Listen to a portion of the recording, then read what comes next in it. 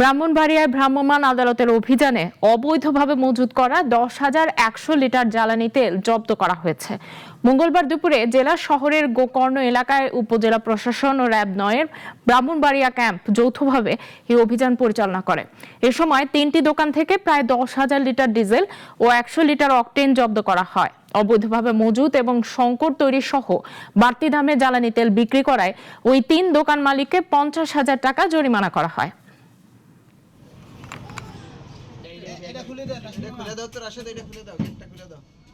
গ্যারেজের মধ্যে, মুদিখানা দোকানের মধ্যে এবং যেখানে কিছু শ্রমিকরা ঘুমায় এরকম কিছু ঘরগুলোতে জ্বালানি তেল মজুত করে রাখা হয়েছে অবৈধভাবে।